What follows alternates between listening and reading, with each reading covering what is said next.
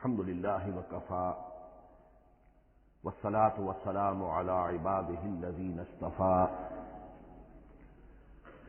خصوصا على أفضلهم وخاتم النبيين محمد الأمين وعلى آله وصحبه أجمعين.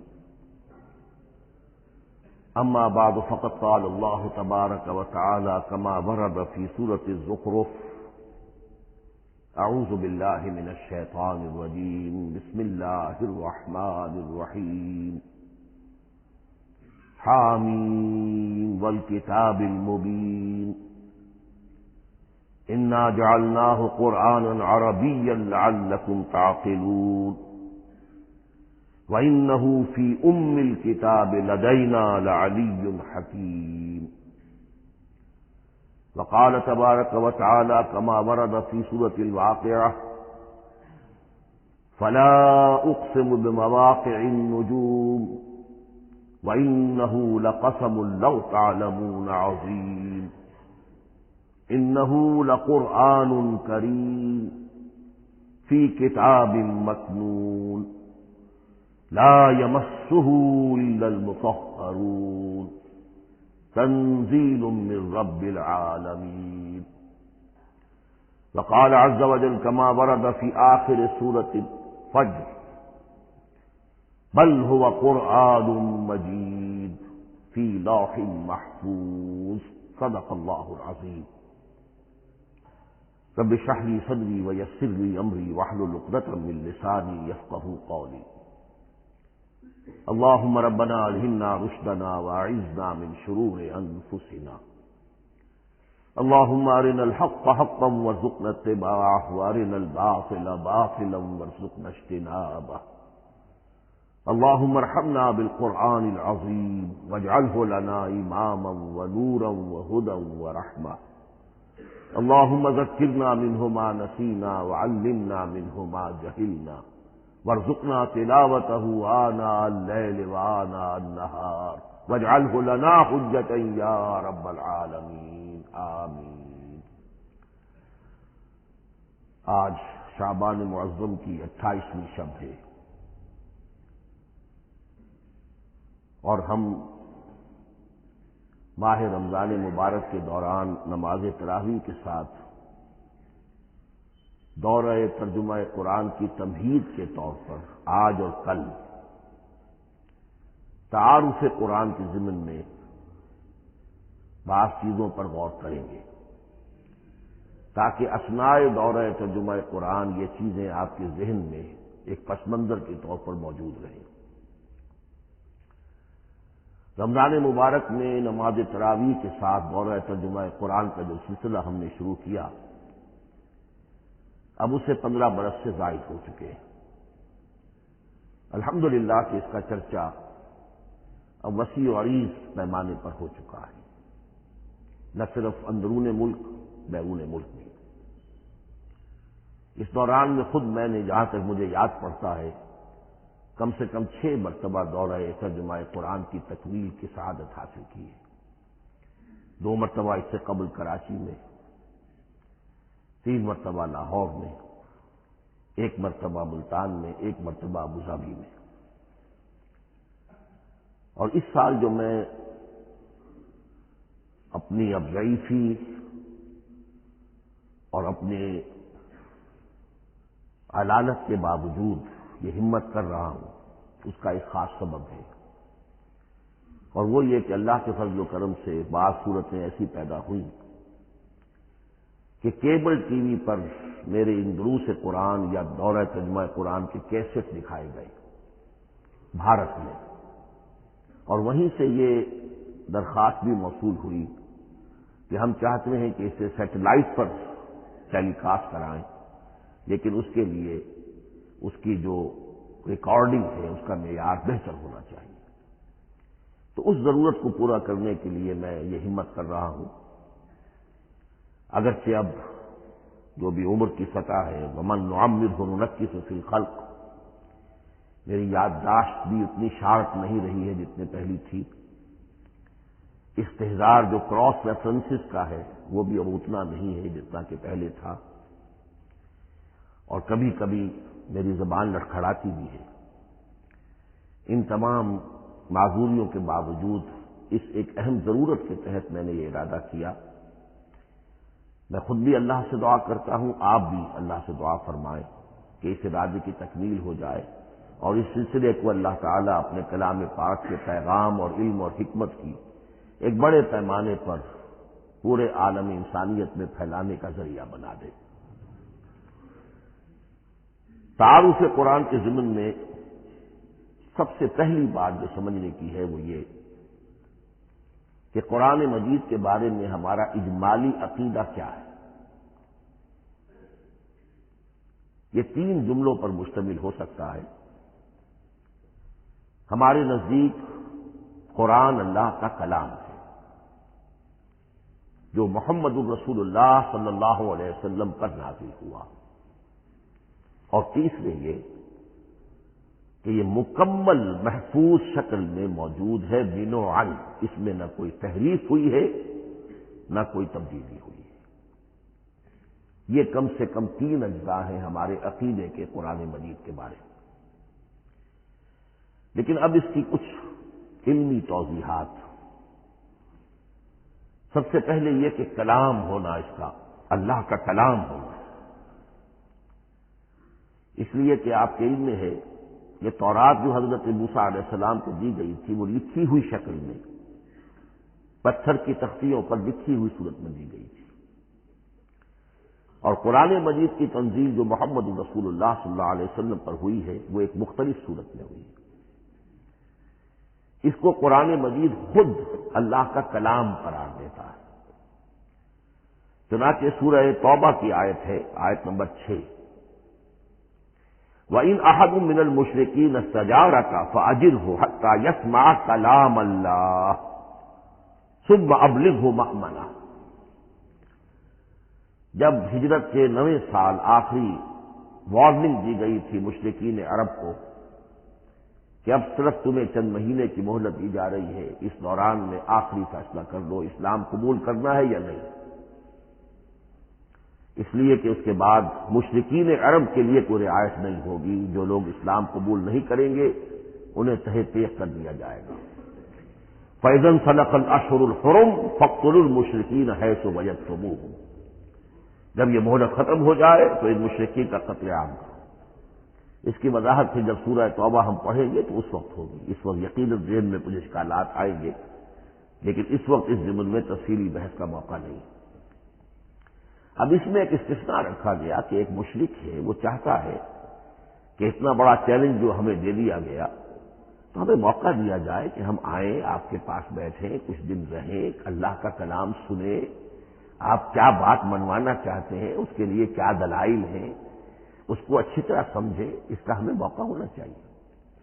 اس کے لیے یہ آیت نازل ہوئی کہ وَإِنْ أَحَدٌ مِّنَ الْمُشْرِكِينَ اسْتَجَارَكَ، اے نبی اگر ان مشرکین میں سے کوئی شخص آپ سے پناہ طلب کرے فَأَجِرْهُ، اسے پناہ دیجیے، حَتَّى يَسْمَعَ كَلَامَ اللَّهِ، یہاں تک کہ وہ اللہ کا کلام سن لے، ثُمَّ أَبْلِغْهُ مَأْمَنًا، پھر یہ بھی نہیں کہ اسی وقت اسے کہا جائے کہ تم مانتے ہو یا نہیں مانتے، نہیں، پھر اسے اس کے امن کے مقام پر پہنچا دو۔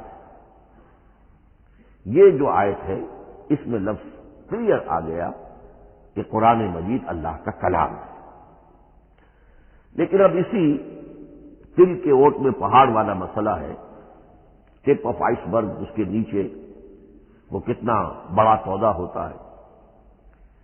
کلام جو ہے اللہ تعالیٰ کی صفت ہے، اور یہ بڑا مسئلہ گہرا ہے اور علم کلام کا ایک بڑا پیچیدہ مسئلہ ہے کہ ذات باری تعالیٰ اور اس کی صفات کے مابین کیا ربط و تعلق ہے۔ آیا صفات ذات کا جز ہے، جزو لا ینفک ہے، حصہ ہے، یا کچھ زائد بر ذات، جس کو علامہ اقبال نے ایک جگہ کہا ہے صفات ذات حق، حق سے جدا یا عین ذات۔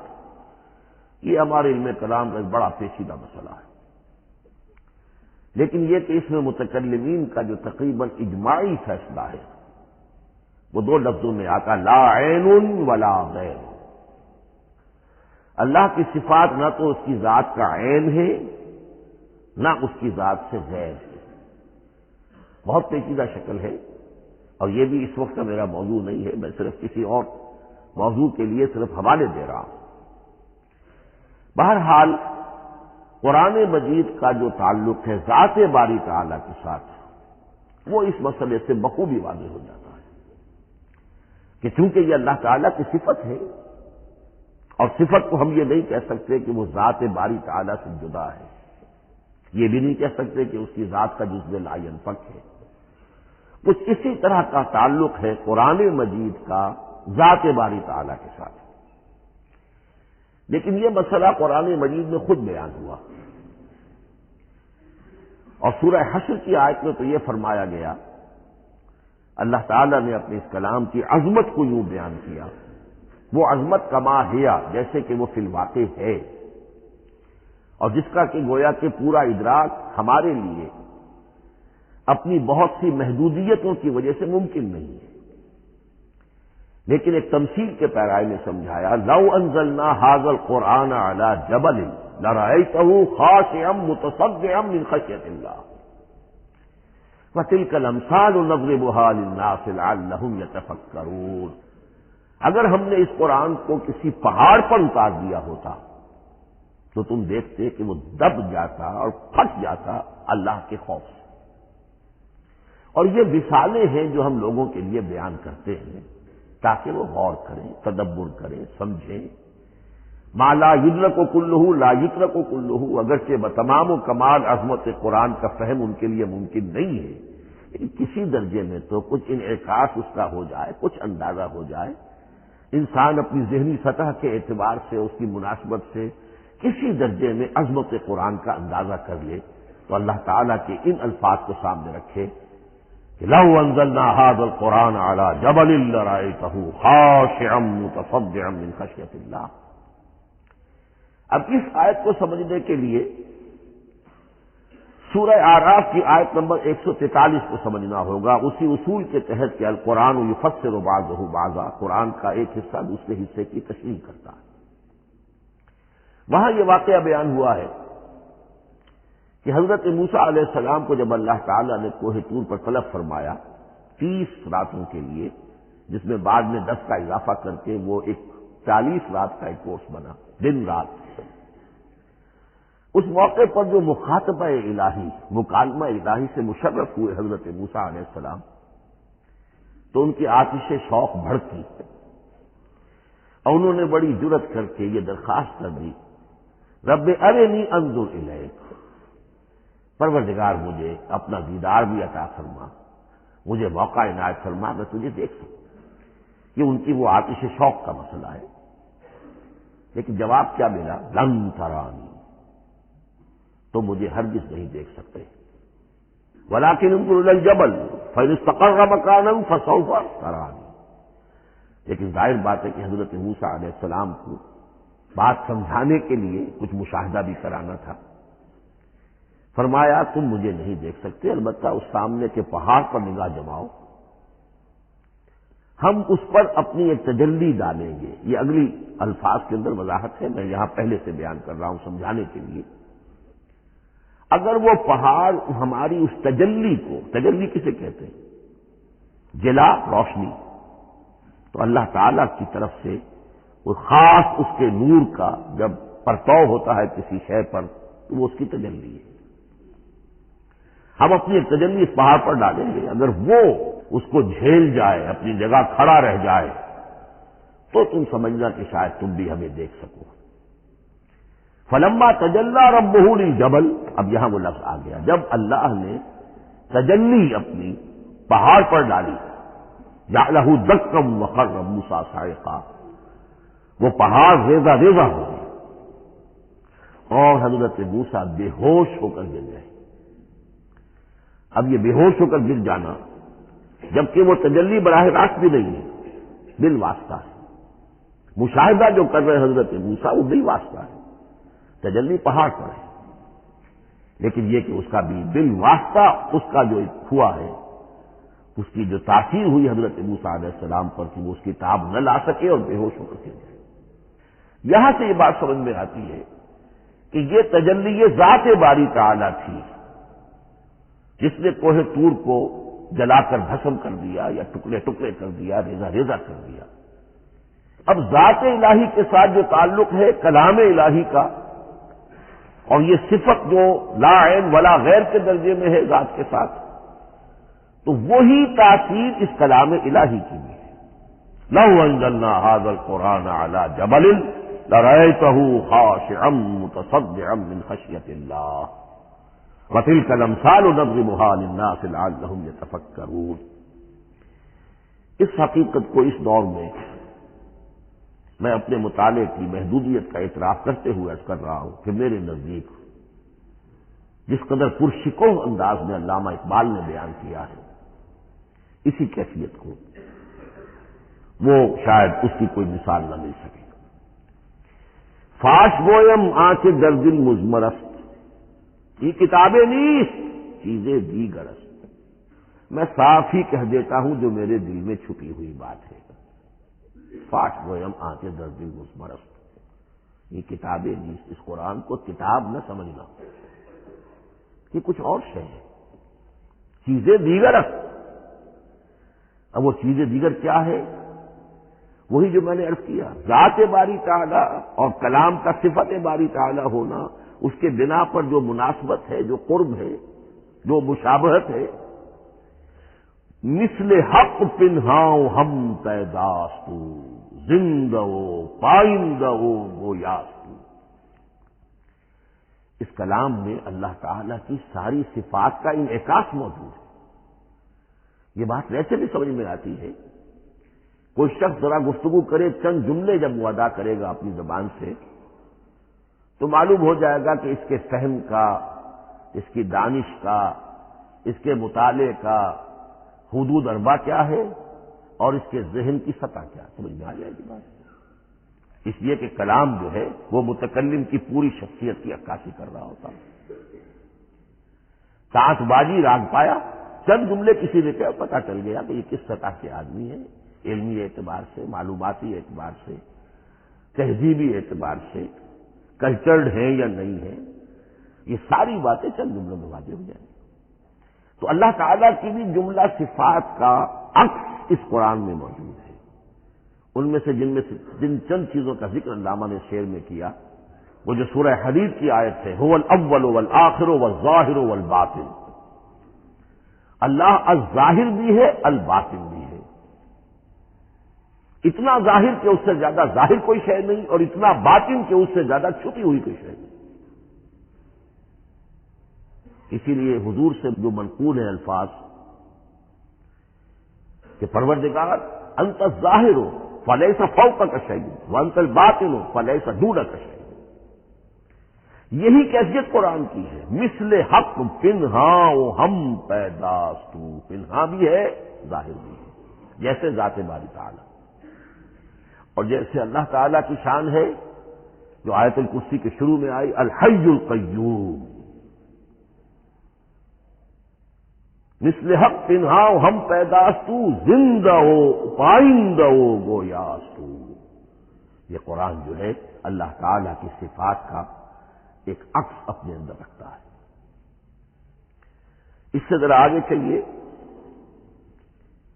کلام کے بارے میں۔ اب کلام الہی ظاہر بات ہے کہ صفت ہے اور صفت قدیم ہے، اللہ کی صفات حادث نہیں ہے، اللہ کی ذات بھی قدیم ہمیشہ سے ہے اور اس کی صفات بھی قدیم ہمیشہ سے ہے۔ اور یہ جو کلام الہی ہے ظاہر بات ہے کہ یہ جو ہماری زبان کے حروف و اصوات ہیں، کلام الہی تو ان سے منزہ ہے، مبرہ ہے، ماورا ہے، اعلیٰ ہے، عرفہ ہے۔ ہماری زبانوں کے حروف و اصوات، الفابیٹس جگہ جگہ تبدیل ہو جائیں گے، انگریزی کے کچھ اور ہیں، اردو کے کچھ اور ہیں، عربی کے کچھ اور ہیں۔ کلام الہی ان تمام سے آگاہ، عرفہ، منزہ اور مبرہ ہے۔ یہ کلام الہی جب بھی نازل ہوا ہے، ظاہر بات ہے حضرت موسیٰ پر اگر کتاب اتاری گئی وہ بھی علم الہی سے آئی، لیکن وہ عبرانی زبان میں آئی، حضرت عیسیٰ علیہ السلام پر انجیل اتاری گئی، ہم یقین سے نہیں کہہ سکتے، دو میں سے کسی ایک زبان میں اتاری گئی ہوگی، یا عبرانی ہوگی، اس لیے کہ شام کے جس علاقے میں، فلسطین کے جس علاقے میں ان کی پیدائش ہوئی اور جہاں وہ دعوت و تبلیغ کے لیے گھومتے رہے، اس کے عوام کی زبان تھی آرامی اور خواص کی زبان تھی عبرانی، ہیبریو۔ تو یا تو وہ بھی تورات کی طرح عبرانی ہی میں نازل ہوئی تھی یا آرامی میں ہوگی، لیکن اب کوئی نسخہ نہ ہیبریو کا، کوئی قدیم نسخہ دنیا میں موجود ہے، نہ آرامی کا۔ جو سب سے پرانا نسخہ ملتا ہے انجیل کا وہ اس کا ترجمہ ہے، لیکن زبان کا ترجمہ ہے یا گریک ترجمہ ہے، اصل کوئی نہیں۔ بہرحال جب وہ کلام الہی محمد رسول اللہ پر نازل ہوا، اب اس نے حروف و اصوات کا وہ جامہ پہنا کہ جو عربی زبان کے ہیں۔ یہی وجہ دیکھیے، میں نے جو آیت سورہ حامیم، یہ جو سلسلہ سور ہے اس میں سے سورہ زخرف کی آیت جو میں نے آپ کو سنائی، حامیم والکتاب المبین انا جعلناہ قرآنا عربیا لعلکم تعقلون، ہم نے بنا دیا ہے اپنے اس کلام کو قرآن عربی، اس کو عربی حروف و اصوات کا جامہ ہم نے پہنا دیا ہے۔ انا جعلناہ قرآنا عربیا لعلکم تعقلون، کہ چونکہ مخاطب اول جو قوم تھی امیین، ان کی زبان عربی تھی، لعلکم تعقلون، تاکہ تم اس کو سمجھ سکو۔ اب اس سے آگے چلیے، اصل قرآن مجید کے 3 مقامات سے معلوم ہوتا ہے، اصل قرآن اللہ کے پاس ہے۔ یہ قرآن جو ہمارے پاس ہے، مصحف عثمان رضی اللہ تعالی عنہ، یہ اس قرآن کی مصدقہ نقل ہے۔ اصل قرآن کہاں ہے؟ ایک جگہ فرمایا بل ہوا قرآن مجید فی لوح محفوظ، لوح محفوظ میں ہے اصل قرآن وہاں ہے۔ اسی طریقے سے اسی سورہ زخرف کی اگلی آیت کیا ہے؟ ہم نے اسے عربی قرآن بنا کر اتارا، لیکن اصل قرآن کیا ہے؟ وَإِنَّهُ فِي أُمِّ الْكِتَابِ لَدَيْنَا لَعَلِيٌّ حَكِيمٌ، حقیقت میں تو یہ ام الکتاب میں ہے جو ہمارے پاس ہے،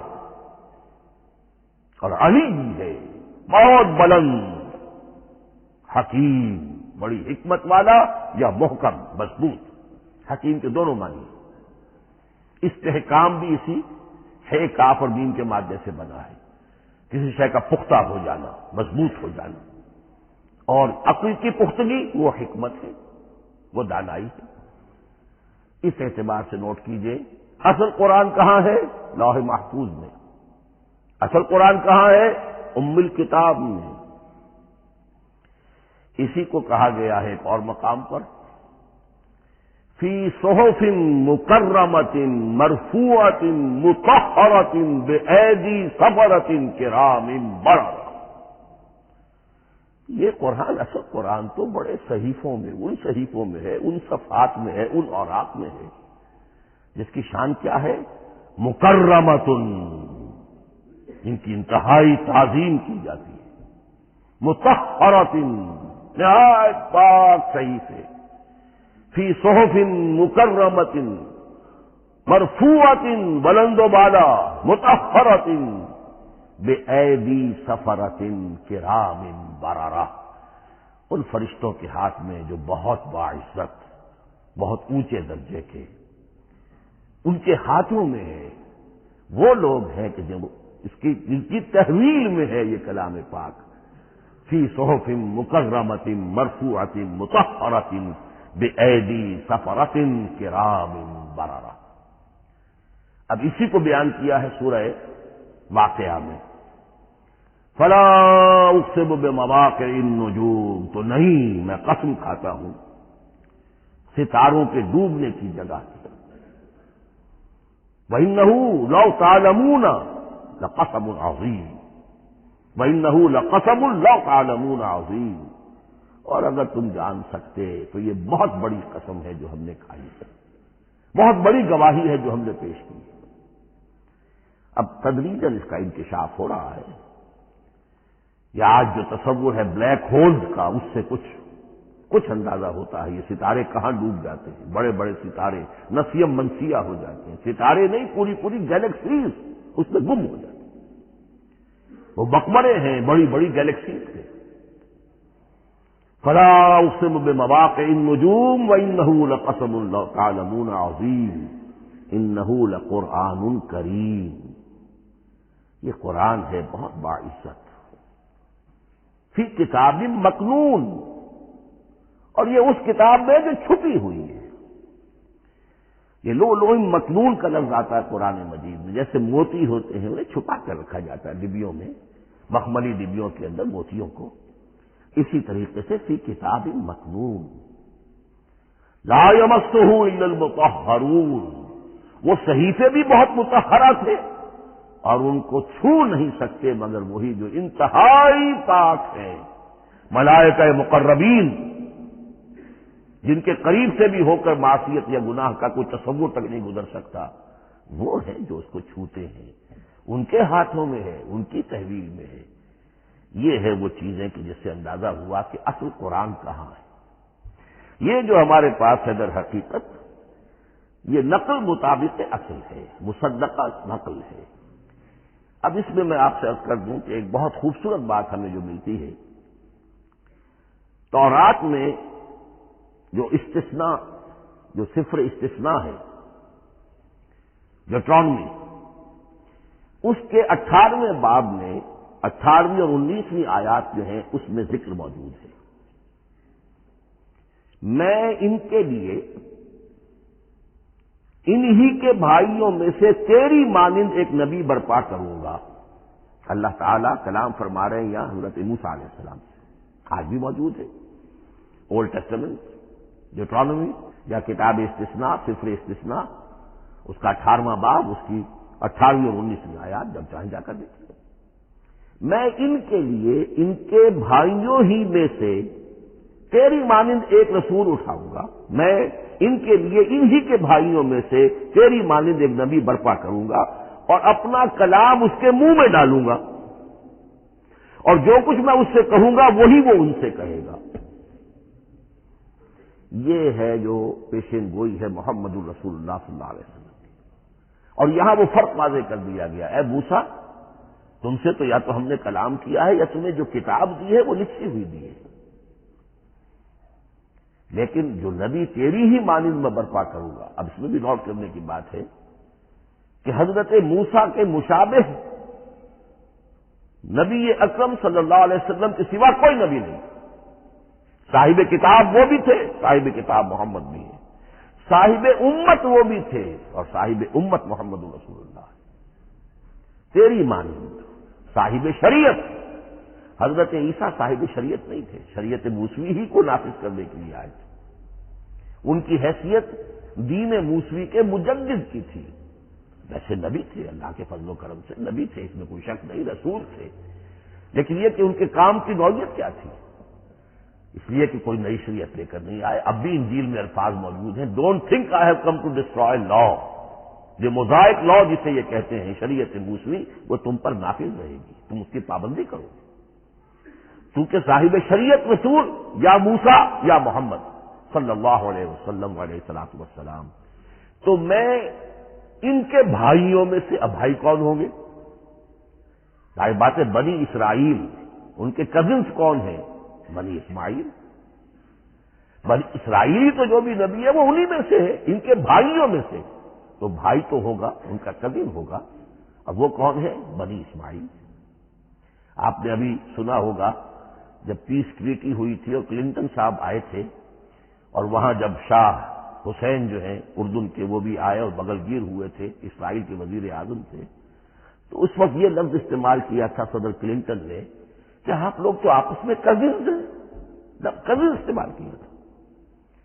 تو ان کے بھائیوں میں سے گویا کہ غیر اسرائیلی جو ان کے قریب ترین قرابت دار ہوں گے وہ بنو اسماعیل ہیں. تیرے مانند صاحب شریعت نبی میں برپا کروں گا، لیکن اس پر جو میرا کلام اترے گا وہ کس شکل میں اترے گا؟ میں اپنا کلام اس کے منہ میں ڈالوں گا اور پھر وہ جو کچھ کہے گا وہ وہی کہے گا جو میں نے کہا ہے۔ اب اس کے حوالے سے ایک بہت اہم بات سمجھ لیجئے، قرآن مجید کے دو اہم مقامات کی وضاحت اس سے ہو جائے گی۔ یہ کلام اللہ، قرآن مجید میں اس کو قول جبرائیل بھی کہا گیا ہے۔ کلام اللہ حضرت جبرائیل کے ذریعے سے جب ادا ہوا ہے تو قول جبرائیل ہے، اور پھر جب وہ محمد الرسول اللہ کی زبانی ادا ہوا تو قول رسول ہے، قول محمد ہے صلی اللہ علیہ وسلم۔ یہ قول اللہ بھی ہے، قول جبرائیل بھی ہے، اور قول محمد بھی ہے بیک وقت۔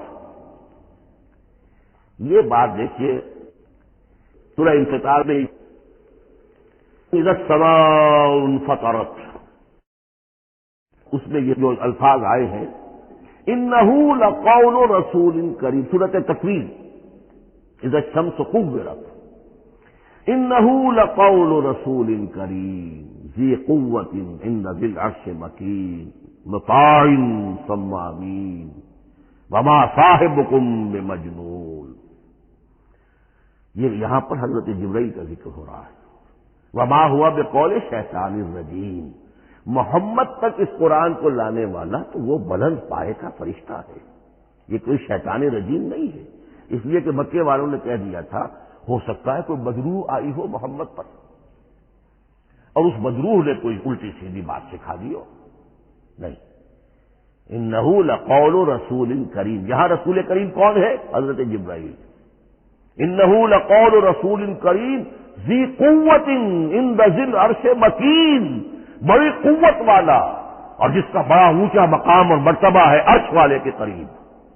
ذی قوت عند ذی العرش مکین مطاع ثم امین، وہ فرشتوں کے مطاع ہیں، فرشتے ان کی اطاعت کرتے ہیں، فرشتوں کے سردار ہیں، اور پھر ساتھ ہی پورے امین ہیں، جبرائیل امین، یہ ہم لفظ استعمال کرتے ہیں۔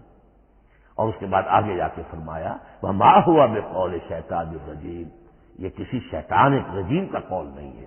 اب یہاں اس سورہ تکویر میں قرآن کو قول جبرائیل قرار دیا گیا، لیکن سورۃ الحاقہ میں چلیے اس کے آخر میں آتا ہے انہ لقول رسول کریم وما ہوا بقول شاعر قلیلا ما تؤمنون ولا بقول کاہن قلیلا ما تذکرون تنزیل من رب العالمین۔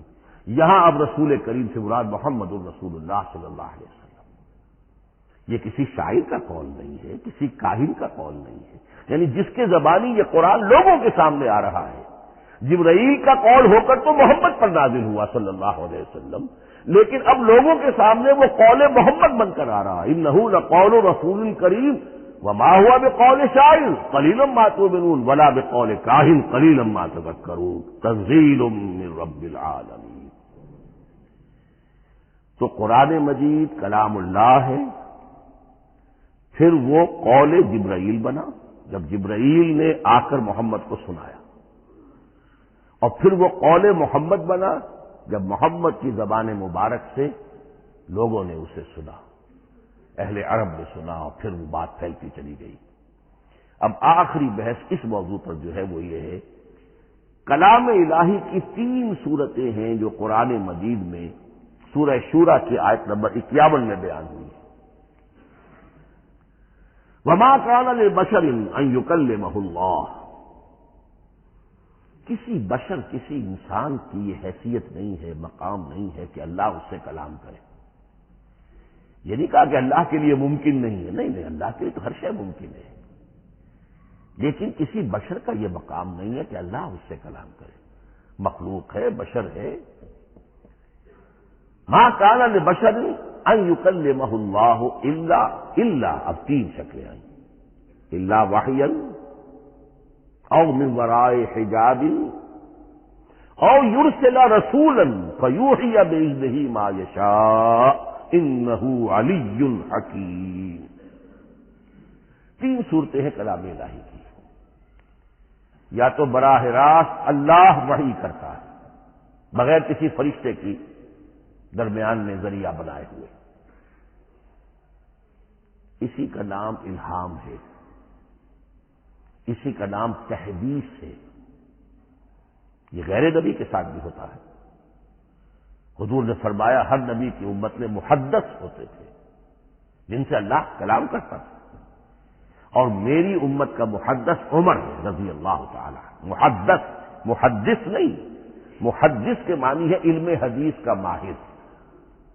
امام بخاری محدث ہے، امام مسلم محدث ہے۔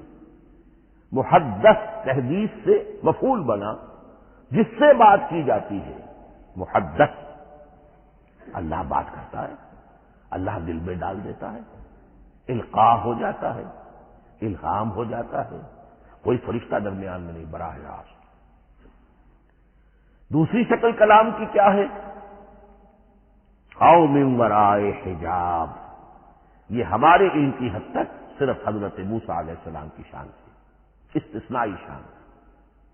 وَكَلَّمَ اللَّهُ مُوسَىٰ تَكْلِيمًا، اور موسیٰ کے ساتھ تو اللہ نے کلام فرمایا جیسے کہ کلام کیا جاتا ہے۔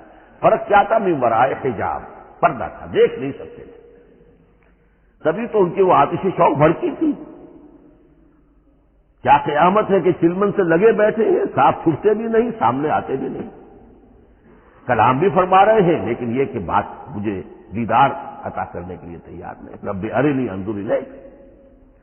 لیکن یہ جو کلام ہے ہمارے علم کی حد تک براہ راست اس دنیا میں حضور سے ہوا ہے معراج کی شب، لیکن وہ 7ویں آسمان پر ہوا۔ اس دنیا میں ہمارے علم کی حد تک یہ کلام براہ راست من ورائے حجاب صرف حضرت موسیٰ علیہ السلام کی استثنائی شان ہے۔ اور تیسرا ہے او یرسل رسولا فیوحی باذنہ ما یشاء، یا تیسری صورت یہ کہ اللہ کسی پیغامبر کو بھیجتا ہے جو وحی کرتا ہے جو اللہ چاہتا ہے۔ یہ تیسری شکل ہے وحی کی۔ قرآن مجید اس تیسری شکل میں نازل ہوا ہے محمد رسول اللہ صلی اللہ علیہ وسلم۔ حضور کو جو الہام ہو جاتے تھے، جو حضور کو القاء ہو جاتا تھا، جو آپ کے دل میں براہ راست اللہ کی طرف سے وحی آتی تھی، وہ قرآن میں شامل نہیں ہے۔ اگرچہ حضور کے خواب بھی سچے تھے، وہ بھی اللہ کی طرف سے ہوتے تھے، شیطان کی آمیزش نہیں ہو سکتی تھی، لیکن یہ بھی قرآن میں شامل نہیں ہے۔ قرآن میں شامل ہے تیسری قسم کی وحی، او یرسل رسولا، پھر ہم بھیجتے ہیں ایک پیغامبر کو فرشتوں میں سے۔ اللہ یصطفی من الملائکۃ رسلا ومن الناس، اللہ چن لیتا ہے فرشتوں میں سے بھی اپنا پیغامبر اور انسانوں میں سے بھی۔ تو فرشتے کے ذریعے سے ایک فرشتہ جو اللہ سے لیتا ہے اور انسان رسول انسان تک پہنچا دیتا ہے۔ اب وہ رسول انسان، رسول بشر جو ہے وہ اپنے ہم نوع ہم جنس لوگوں کو پہنچاتا ہے۔ تو اللہ یصطفی من الملائکۃ رسلا ومن الناس، یہاں وہی بات فرمائی او یرسل رسولا فیوحی باذنہ ما یشاء، پھر وہ وحی کرتا ہے اللہ کے حکم سے جو اللہ چاہتا ہے۔ یہ کلام الہی کی یہ تیسری شکل ہے جو محمد الرسول اللہ صلی اللہ علیہ وسلم پر نازل ہوا، اور وہ ہے قرآن حکیم۔ اب ایک اور بحث جو علمی ہے وہ یہ ہے کہ حضور پر جو اس کا نزول ہوا اس کی کیفیات کیا تھی۔ دو الفاظ استعمال ہوتے ہیں، انزال بھی اور تنزیل بھی۔ ان دونوں میں فرق کیا ہے اس کو نوٹ کر لینا چاہیے۔ لغوی اعتبار سے جان لینا چاہیے، نزل ینزل کسی کا خود اترنا، نازل ہونا، اترنا۔ انزل ینزل دفعتن اتار دینا، کسی اور نے کسی شے کو دفعتن نیچے اتار دیا۔ یہی مفہوم نزلہ کے ساتھ بے لگ جائے تو آ جاتا ہے، با کے ساتھ نزلہ بہی، یہ اتارنے کے مفہوم میں آئے گا۔ لفظی ترجمہ یہ بھی کر سکتے وہ اترا اس شے کے ساتھ، نزلہ بہ الروح الامین، اس کو لے کر نازل ہوا خود روح الامین فرشتہ علی قلبک، اے محمد صلی اللہ علیہ وسلم آپ کے قلب مبارک پر۔ تو نزلہ بے اور انزال اس کے معنی ایک ہی ہے، لیکن اگلا لفظ ہے تنزیل، نزل ینزل تنزیلا، اس کے معنی ہے رفتہ رفتہ، تدریجاً، نجمن نجمن، تھوڑا تھوڑا کر کے، وقفے وقفے سے اتارنا۔ جیسے عربی میں اعلام کہیں گے، کسی کو کچھ بتا دینا، باخبر کر دینا، مطلع کر دینا، بھائی مطلع کر دیا میں نے، اب تم جانو تمہارا کام، یہ اعلام کہلائے گا۔ تعلیم کسے کہتے ہیں؟ سکھانا درجہ بدرجہ، دیکھنا اس کی استعداد کیا ہے، آج یہ کیا بات سمجھ سکتا ہے، میں اتنے ہی درجے تک سمجھاؤں، اب کل میں اسے مزید سمجھاؤں گا، پرسوں مزید سمجھاؤں گا۔ یہ درجہ بدرجہ کسی شے کو سمجھانا یہ تعلیم ہے۔ تو انزل ینزل انزالا، یہ ہے اتار دینا دفعتاً، اور نزل ینزل تنزیلا، یہ ہے تدریجاً اتارنا۔ اب قرآن مجید کے لیے یہ دونوں الفاظ مستعمل ہیں، لیلۃ القدر اور لیلۃ المبارکہ۔ اب یہ دو بھی نوٹ کر لیجئے، قرآن مجید میں چونکہ اہم مضامین کم سے کم دو جگہ پر ضرور آتے ہیں۔ انا انزلناہ فی لیلۃ القدر، یہاں انزلنا ہے، نزلنا نہیں ہے، انزلنا ہے، ہم نے اتارا اس کو لیلۃ القدر میں۔ اور باقی صورت تو آپ کو یاد ہوگی، وما ادراک ما لیلۃ القدر، لیلۃ القدر خیر من الف شہر، تنزل الملائکۃ والروح فیہا بإذن ربہم من کل امر، سلام ہی حتی مطلع الفجر۔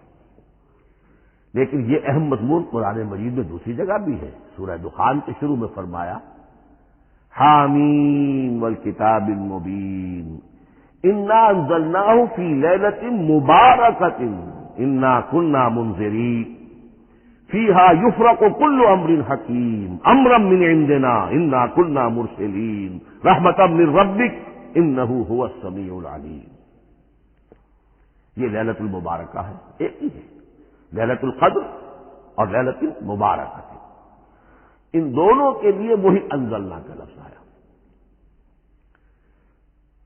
لیکن یہ کہ سابقہ کتابوں کے اعتبار سے قرآن مجید کا فرق واضح کیا گیا ہے، مثلا سورہ نساء کی آیت نمبر 136 بہت نمایاں ہے، بہت نمایاں ہے۔ وہاں فرمایا گیا یا ایھا الذین آمنوا آمنوا باللہ ورسولہ والکتاب الذی نزل علی رسولہ والکتاب الذی انزل من قبل۔ اے ایمان کے دعوے دارو، حقیقتاً ایمان لاؤ، ایسے ایمان لاؤ جیسے ایمان لانے کا حق ہے، اللہ پر بھی اور اس کے رسول پر بھی، اور اس کتاب پر بھی جو اللہ نے اپنے رسول پر نازل فرمائی، اور اس کتاب پر بھی جو اللہ نے پہلے نازل فرمائی۔ لیکن نازل کے لیے یہاں آیا حضور کے لیے والکتاب الذی نزل علی رسولہ، تنزیل کی شکل میں، اور تورات کے لیے والکتاب الذی انزل من قبل، وہ تو دفعۃ واحدا لکھی ہوئی تختیوں کی شکل میں حضرت موسیٰ علیہ السلام کو دے دی گئی تھی۔ تو یا ایھا الذین آمنوا آمنوا باللہ ورسولہ والکتاب الذی نزل علی رسولہ والکتاب الذی انزل من قبل۔ یہ جو تنزیل ہوئی ہے حضور پر، یعنی لیلۃ القدر میں جو رمضان مبارک میں ہے، پورا قرآن لوح محفوظ سے، کتاب مکنون سے، ام الکتاب سے نقل کر کے اتار دیا گیا سمائے دنیا تک۔ پہلا آسمان جسے ہم کہتے ہیں سمائے دنیا، وہ آسمان جو قریب ترین ہے دنیا کے، وہاں سے اب یہ درجہ بدرجہ تھوڑا تھوڑا، چند آیتیں، چند سورتیں، پھر آیتیں، پھر سورتیں، یہ نازل ہوا محمد الرسول اللہ صلی اللہ علیہ وسلم پر۔ گویا کہ پہلا مرحلہ انزال کا ہے، پورا قرآن لوح محفوظ یا کتاب مکنون یا ام الکتاب سے نقل کر کے اتار دیا گیا سمائے دنیا تک۔ یہ ہے انزل ینزل انزالا، انا انزلناہ فی لیلۃ القدر انا انزلناہ فی لیلۃ مبارکہ۔ لیکن محمد الرسول اللہ پر یہ نازل ہوا اب تھوڑا تھوڑا، نجمن نجمن، درجہ بدرجہ، تدریجن، یہ ہے تنزیل۔ اس تنزیل کی حکمت قرآن مجید میں بیان ہوئی ہے، اور اس اعتبار سے کہ اہل عرب نے، اہل مکہ نے اعتراض کیا تھا کہ یہ پورا قرآن کیوں نہیں محمد ایک ہی مرتبہ پیش کر دیتے صلی اللہ علیہ وسلم۔ اس میں جو چیز مضمر تھی وہ یہ تھی کہ چونکہ یہ حقیقت میں اللہ کا کلام نہیں ہے، یہ محمد کا اپنا کلام ہے، تو کوئی شاعر دنیا میں ایسا نہیں ہے جو ایک دم اپنا پورا دیوان دے دے۔ وہ تو ساری عمر میں تھوڑا تھوڑا، آج غزل کہی، کل قصیدہ کہا، پرسوں کچھ اور کہا، پھر وہ جمع ہوتا ہے تو وہ دیوان بنتا ہے۔ اسی طریقے سے یہ کر رہے ہیں۔ اگر یہ اللہ کا کلام ہوتا تو بیک وقت آ جاتا۔ یہ تو ذرا محنت کرتے ہیں، کچھ اس کے اندر اس کو اپنی محنت سے کوشش کر کے کچھ موضوع کرتے ہیں، کلمات، الفاظ، اور اس طریقے سے رفتہ رفتہ لے کر آ رہے ہیں۔ اس لیے ان کا اعتراض نقل ہوا یہ، وقال الذین کفروا لولا نزل علیہ القرآن جملۃ واحدۃ، انہوں نے کیوں نہیں اترا یہ قرآن پورا کا پورا ایک ہی بار؟ یہ اعتراض تھا۔ اس اعتراض کے جو جوابات دیے گئے ہیں وہ نوٹ کیجیے کہ لوگوں کے حق میں یہ مفید ہے، یہ پورے قرآن کا تحمل ایک وقت میں کر نہیں سکتے۔ یہ پورا قرآن تو ایک ہی مرتبہ اگر پہاڑ پر بھی اتار دیا جاتا تو وہ پھٹ جاتا، دب جاتا۔ وَقُرْآنًا فَرَقْنَاهُ لِتَقْرَأَهُ عَلَى النَّاسِ عَلَى مُكْثٍ وَنَزَّلْنَاهُ تَنزِيلًا، سورہ بنی اسرائیل آیت 106۔ یہ وہ قرآن ہے ہم نے جس کو ٹکڑے ٹکڑے کر کے فرق نہ ہو، فرق توڑ دینا، تھوڑا تھوڑا کر کے ہم نے کر دیا، لِتَقْرَأَهُ عَلَى النَّاسِ عَلَى مُكْثٍ، تاکہ آپ اسے پڑھ کر سنائے لوگوں کو وقت سے، تاکہ وہ سہار سکیں، سنبھال سکیں، برداشت کر سکیں۔ وَنَزَّلْنَاهُ تَنزِيلًا، اسی وجہ سے ہم نے اسے نازل کیا ہے بطرز تنزیل، بطرز انزال نہیں، بطرز تنزیل۔ وَقُرْآنًا فَرَقْنَاهُ لِتَقْرَأَهُ عَلَى النَّاسِ عَلَى مُكْثٍ وَنَزَّلْنَاهُ تَنزِيلًا۔ ایک حکمت تو ہو گئی عوام کے لیے، ایک حکمت خود رسول کے لیے صلی اللہ علیہ وسلم۔ كَذَلِكَ لِنُثَبِّتَ بِهِ فُؤَادَكَ وَرَتَّلْنَاهُ تَرْتِيلًا، ذرا نوٹ کیجئے، قلب محمدی کے لیے بھی اس پورے کلام کا ایک دم سہار آسان کام نہیں تھا۔ یہ اس لیے، یہ اسی سورہ الفرقان کی جو آیت کا میں نے ایک حصہ آپ کو سنا دیا تھا، اسی کے اندر اس کا جواب آیا ہے، اسی آیت میں، آیت نمبر 32 ہے یہ سورہ فرقان کی۔ وقال الذین کفروا لولا نزل علیہ القرآن جملۃ واحدۃ، یہ اعتراض ہے۔ جواب کیا ہے؟ کذالک لنثبت بہ فؤادک، ہم نے یہ اس لیے کیا ہے نبی کہ اس کے ذریعے سے آپ کے دل کو ٹھہراؤ اور جماؤ عطا کرے، یہ ایک دم اس کا اتر جانا۔ انا سنلقی علیک قولا ثقیلا، بڑا بھاری بوجھ ہے، ناقابل برداشت ہے، تاکہ رفتہ رفتہ آپ کا دل، اس کے اندر تقویت بڑھتی چلی جائے، اس کے اندر اور اس کا تحمل جو ہے اس کی صلاحیت بڑھتی چلی جائے۔ کذالک لنثبت بہ فؤادک ورتلناہ ترتیلا، اسی لیے ہم نے تھوڑا تھوڑا کر کے نازل کیا ہے۔ ولا یاتونک بمثل الا جئناک بالحق واحسن تفسیرا، ساتھ ہی فرمایا کہ یہ لوگ جو بھی اعتراض کریں گے ہم اس کا جواب بھی اور بہترین تعویل بھی آپ کو دے دیں گے۔ اب اگلی بحث یہ ہے یہ قرآن کب اور کہاں نازل ہوا؟ یہ عام معلوماتی شے ہے، اس میں کوئی پیچیدگی نہیں ہے، لیکن اس کی اہمیت ہے بہت ضروری ہے، وہ میں انشاءاللہ اگلی بحث میں جبکہ قرآن کے سمجھنے کے جو اصول ہیں ان کو بیان کروں گا تو وضاحت سے بات آئے گی۔ یہ کہ یہ عام معلوماتی ایک ہمارے ذہن میں خاکہ رہنا چاہیے، زمان و مکان کا کیا رشتہ ہے قرآن کے ساتھ۔ قرآن نازل کب ہوا؟ ہمارا چونکہ عام طور پر جو معمول ہے، ہم تو جو کرسچین ایرا ہے اس کے حوالے سے ہمارے ذہن کے اندر سارا حساب کتاب ہے، تو سن 610 عیسوی سے لے کر 632 عیسوی تک شمسی حساب سے 22 سالوں میں قرآن نازل ہوا ہے۔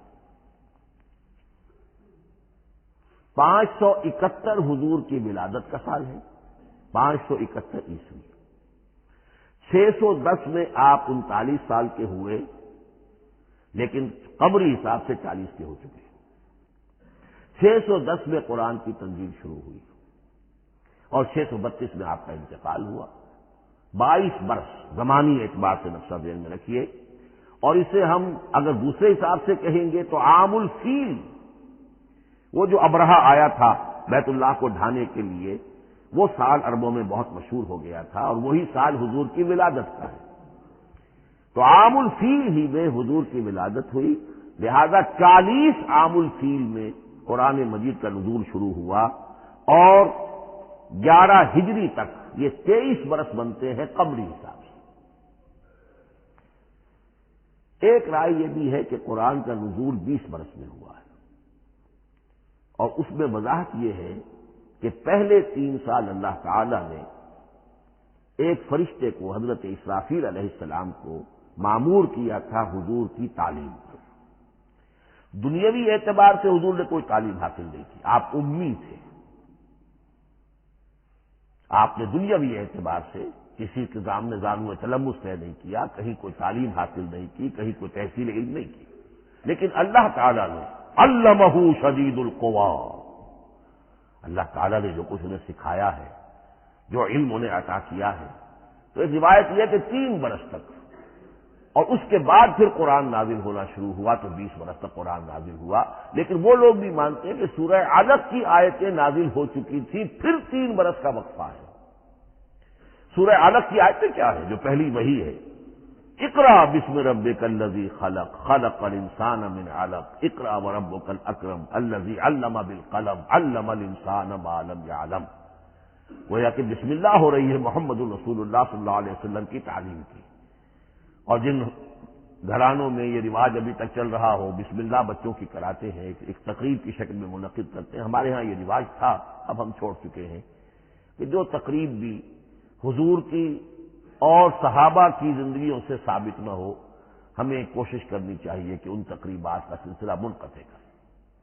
ما انا علیہ واصحابی، ہماری تقریبات جو ہے وہ بس وہیں تک محدود رہنی چاہیے۔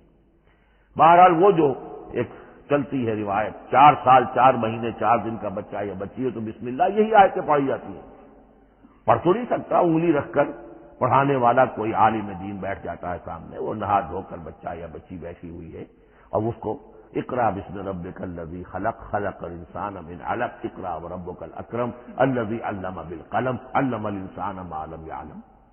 اب اس میں تو سارا پڑھنے پر زور ہے، حصول علم پر زور ہے، کسی تبلیغ کا حکم ہی نہیں، ابھی رسالت کا کوئی تذکرہ کچھ بھی نہیں، اس میں تو قیامت کا بھی کوئی ذکر نہیں۔ اب اس کے بعد روایت یہ ہے کہ 3 برس تک پھر حضرت اسرافیل دن رات حضور کے ساتھ رہے ہیں اور آپ کی تعلیم ہوئی ہے، اور پھر 3 برس کے بعد پھر وحی کا سلسلہ شروع ہوا ہے، واللہ عالم۔ لیکن یہ کہ جب سورہ اقرا نازل ہو چکی ہے، اس کی 5 آیتیں، تو وہ 3 برس بھی اس کا وقفہ شمار ہوں گے، زمانہ نزول پھر وہی 23 برس رہے گا۔ اسی کے ساتھ میں نے عرض کیا تھا کہ دوسری بات یہ کہاں نازل ہوا قرآن، ایک لفظ میں تو یہ سمجھ لیجئے یہ حجاز میں نازل ہوا۔ حجاز جزیرہ نمائے عرب کا ایک خاص حصہ ہے، پہاڑی سلسلہ، یوں سمجھ لیجئے، اس کو ذہن میں رکھیے، جزیرہ نمائے عرب جو ہے وہ شمال سے جنوب کی طرف چوڑا ہوتا جاتا ہے، شمال میں شام اور عراق کی طرف جاتا ہے تو وہ تنگ ہے، پھر نیچے چوڑا ہو رہا ہے۔ اس کا جو مغربی ساحل ہے جس پر جدہ کی بندرگاہ بھی ہے، یمبو کی بھی ہے، اس کے کہیں وہ ایک میدان شروع ہوتا ہے ساحل سے، کہیں وہ بہت مختصر ہے، کہیں خاصا چوڑا ہے، اس کو کہتے ہیں تہامہ۔ پھر ایک پہاڑی سلسلہ ہے، اس کو کہتے ہیں حجاز۔ یہ پہاڑی سلسلہ جو ہے اس کے بعد جو ہے وہ نجد کہلاتا ہے، وہ سطح مرتفع ہے، پلیٹو۔ تو یہ 3 حصے ہیں جزیرہ نمائے عرب کے جغرافیائی اعتبار سے، اور حجاز کہتے بھی ہیں پردے کو، حاجزن، پردہ جو 2 چیزوں کے درمیان حائل ہو جائے، تو یوں سمجھیے کہ یہ فلیٹ ہے نجد کا، اور یہ فلیٹ ہے میدان، یہ ہے تہامہ کا، اور درمیان میں یہ پہاڑی سلسلہ کھڑا ہوا ہے، تو یہ گویا کہ ان دونوں کو جدا کر رہا ہے، یہ حجاز ہے۔ اس حجاز ہی کا شہر مکہ ہے، اس حجاز ہی کا شہر مدینہ ہے، اس حجاز ہی کا شہر طائف ہے، اس حجاز ہی کی آخری ٹپ سمجھ لیجئے تبوک ہے۔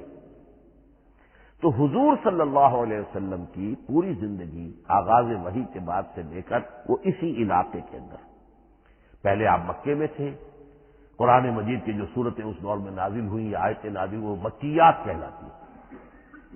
پھر آپ نے ہجرت کی، اور ہجرت کر کے جب آپ جا رہے تھے اس دوران میں بھی کچھ قرآن نازل ہوا اثناء ہجرت میں۔ پھر آپ مدینے تشریف فرما ہوئے، اب وہ ہم کہتے ہیں مدنی قرآن، لیکن مدنی قرآن سارا مدینے میں نازل نہیں ہوا۔ آپ کبھی جا رہے کسی مہم پر، کسی جنگ کے لیے، غزوہ بدر کے لیے آ گئے ہیں، تو وہاں جو آیات نازل ہو رہی ہیں وہ مدینے میں تو نہیں ہو رہی۔ براڈ تقسیم تو یہی ہے، مکی مدنی۔ ہجرت سے قبل جو کچھ نازل ہوا وہ مکی، ہجرت کے بعد جو کچھ نازل ہوا وہ مدنی۔ لیکن صرف مدنی کہنا صحیح نہیں ہے، اثناء سفر تبوک، اتنا طویل سفر ہے آپ کا، اس کے دوران آتے جاتے قرآن نازل ہوتا رہا۔ لیکن یہ بات نوٹ کر لیجئے کہ پورا قرآن حجاز ہی میں نازل ہوا ہے، یہ تمام شہر، یہ تمام علاقہ حجاز کہلاتا ہے۔ ایک اور بحث جو ہم اسی اپنی پہلی نشست میں مکمل انشاءاللہ کر لیں گے وہ ہے محفوظیت قرآن کی بحث۔ میں نے عرض کیا تھا کہ 3 چیزوں پر ہمارا عقیدہ مشتمل ہے۔ یہ اللہ کا کلام ہے، نمبر 1، نازل ہوا محمد رسول اللہ صلی اللہ علیہ وسلم، اسی لیے ہم نے کلام سے متعلق کچھ مباحث علمی گہرائی میں اتر کر وہ سمجھے، حضور پر اس کے نزول، انزال اور تنزیل کے مختلف مراحل کو سمجھا۔ اب اس کی محفوظیت کے اعتبار سے واقعہ یہ ہے کہ واحد کتاب ہے پوری دنیا میں، واحد کتاب جس کے بارے میں دشمن بھی تسلیم کرتے ہیں، چاہے وہ اسے اللہ کا کلام نہ مانے، لیکن یہ مانتے ہیں کہ بعین ہی وہ شے جو محمد نے اپنی امت کو دی تھی آج بھی امت کے پاس صحیح موجود ہے۔ ظاہر بات ہے اگر تو اسے اللہ کا کلام مانے، وہی مانے، تب تو مسلمان ہی ہو گئے۔ وہ تو یہی کہتے ہیں کہ بہرحال محمد نے چاہے خود لکھا، تصنیف کیا، جو بھی کچھ کیا اس کو چھوڑ دیجئے، لیکن جو شے محمد نے اپنی امت کو دی تھی صلی اللہ علیہ وسلم بعین ہی وہ شے موجود ہے۔ تو یہ محفوظیت قرآن کی جو ہے، جبکہ کوئی اور دنیا کی کتاب اس کی مدعی ہی نہیں۔ تورات والوں کا سرے سے یہ دعویٰ ہی نہیں ہے۔ وہ تورات تو گم ہو گئی تھی نبوکدنضر کے حملے کے وقت، اس کے بعد سے دنیا میں تورات کا وجود نہیں ہے، اور پھر 100 برس کے بعد اپنی یادداشتوں سے مرتب کی ہے یہ تورات جو آج ہمارے سامنے ہے۔ انجیل کا جیسا کہ میں عرض کر چکا ہوں کوئی نسخہ جو ہے نہ عبرانی کا موجود ہے نہ آرامی زبان کا ہے۔ دنیا کی کوئی کتاب نہیں جو دعویٰ کر سکتی ہو یہ قرآن جو شروع ہوتا ہے ذالک الکتاب لا ریب فیہ، یہ دعویٰ دنیا کی کسی اور کتاب نے خود کیا بھی نہیں۔ اس کی بھی جس قدر پرشکوہ الفاظ میں علامہ اقبال نے اس کی ترجمانی کی ہے انہی کا حصہ ہے۔ حرف اورا ریب نئے، تبدیل نئے، آیش شرمندہ تعویل نئے۔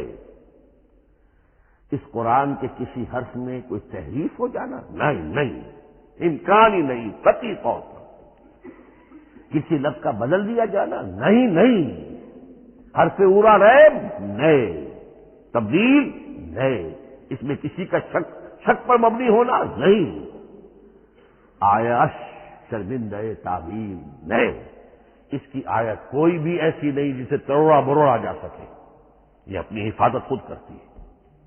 لا یاتیہ الباطل من بین یدیہ ولا من خلفہ، حامیم السجدہ کی آیت نمبر 42، اس پر باطل حملہ آور ہو ہی نہیں سکتا۔ انا نحن نزلنا الذکر وانا لہ لحافظون، ہم ہی نے یہ الذکر نازل کیا ہے اور ہم ہی اس کی حفاظت کرنے والے ہیں۔ جہاں تک پہلے ٹکڑے کا تعلق ہے اس آیت مبارکہ کا، اس میں تو تورات بھی آئے گی۔ تورات کس نے نازل کی؟ اللہ نے نازل کی۔ انجیل کس نے نازل کی؟ اللہ نے نازل کی۔ انا انزلنا التوراۃ فیہا ھدی ونور، یہ سورہ مائدہ میں الفاظ ہے۔ انجیل کے بارے میں بھی ہم نے انجیل عطا کی عیسیٰ کو فیہ ھدی ونور، لیکن یہ کہ انا نحن نزلنا الذکر، اس کو اس قدر تاکید کے ساتھ کہہ کر وانا لہ لحافظون، اور ہم ہی اس کے محافظ ہیں۔ لیکن اس موضوع پر اہم ترین مقام جو ہے قرآن مجید کا وہ سورہ قیامہ کی یہ آیات ہے، لا تحرک بہ لسانک لتعجل بہ۔ جب قرآن نازل ہوتا تھا حضور جلدی جلدی زبان کو حرکت دیتے تھے، یاد کر لیں، مبادا کہیں بھول جاؤ، مبادا کوئی لفظ جو ہے تبدیل ہو جائے۔